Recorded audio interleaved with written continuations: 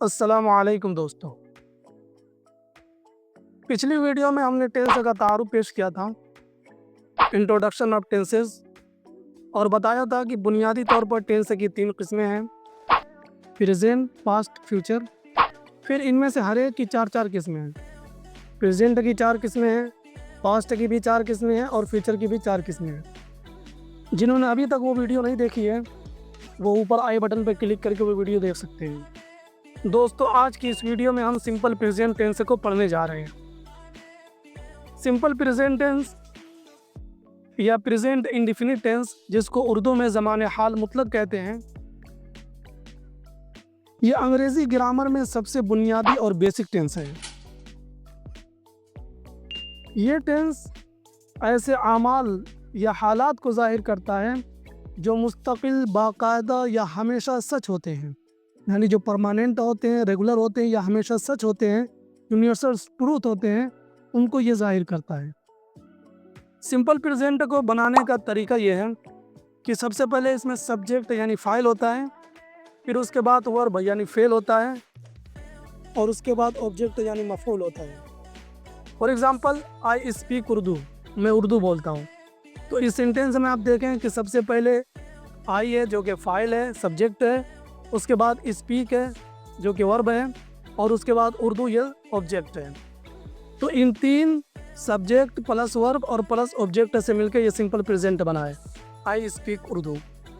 दूसरा एग्जांपल देखें, he speaks Urdu, वो उर्दू बोलता है।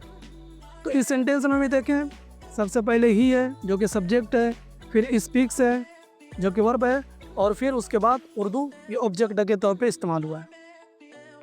तो दोनों सेंटेंस में जो सिंपल प्रेजेंट की तारीफ है, डेफिनेशन है, वो दोनों सेंटेंस में पाई जा रही है, इसलिए दोनों सेंटेंस सिंपल प्रेजेंट टेंस हैं।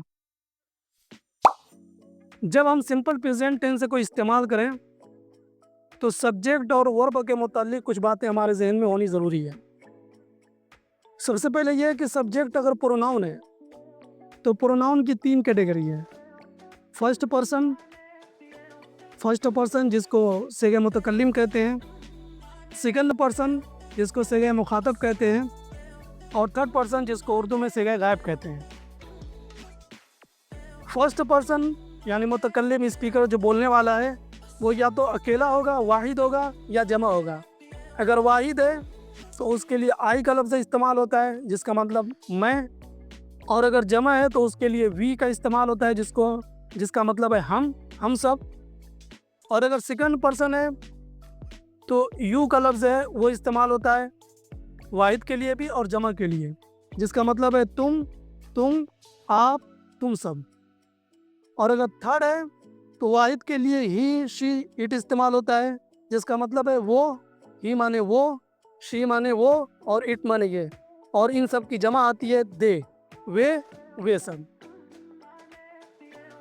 अगर सब्जेक्ट फर्स्ट या सेकंड पर्सन है, या ये कि थर्ड पर्सन का जमा है, तो वर्ब के अंदर कोई तब्दीली नहीं होगी, वर्ब की फर्स्ट फॉर्म ही इस्तेमाल होगी।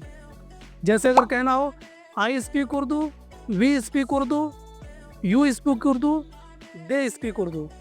तो देखिए कि स्पीक के अंदर कोई तब्दीली नहीं आई, ना उसके अंदर एस लगा ना ई एस लगा।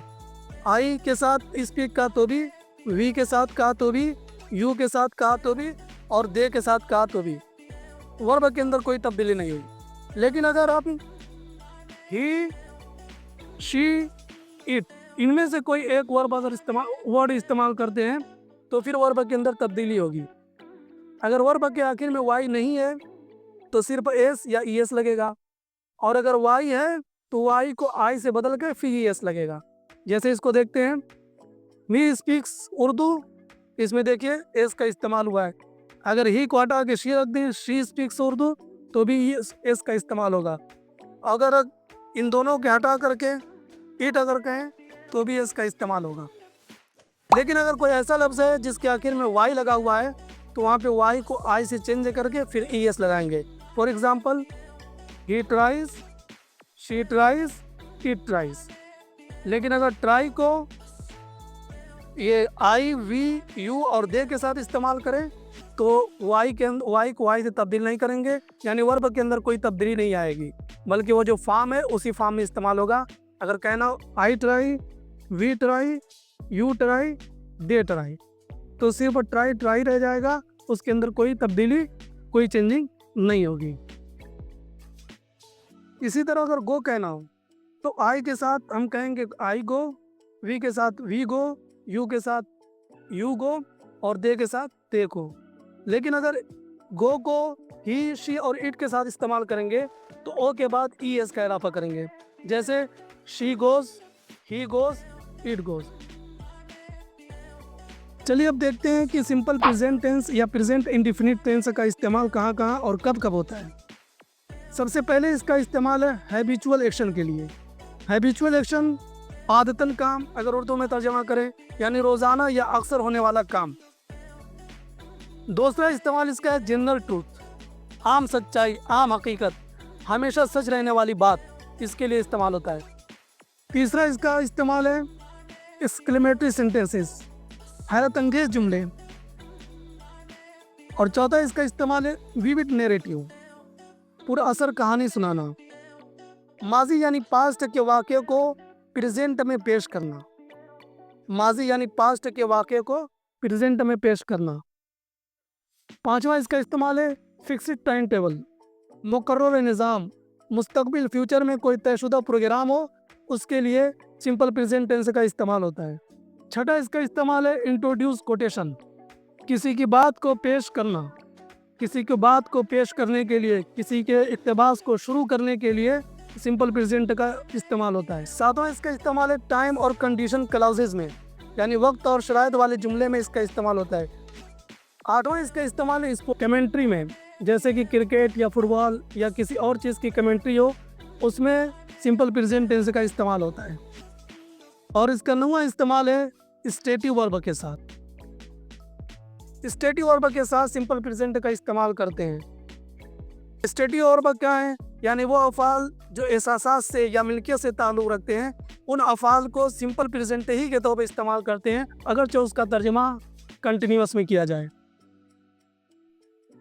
तो दोस्तों आज की इस वीडियो में हमने सिंपल प्रेजेंट को सीखा, उसकी तारीफ़ को जाना और वो कैसे बनता है उसको सीखा, उसके बनाने के तरीके को जाना और वो उसका इस्तेमाल कहाँ कहाँ पे होता है उसका एक ओवरव्यू देखा। इंशाल्लाह अगली वीडियो में हम हर एक की डिटेल, उसके इस्तेमाल, जितने भी इस्तेमालात हैं हर एक को तफसील के साथ देखेंगे। लाइक कीजिए, सब्सक्राइब कीजिए और शेयर करना ना भूलिए। Thank you.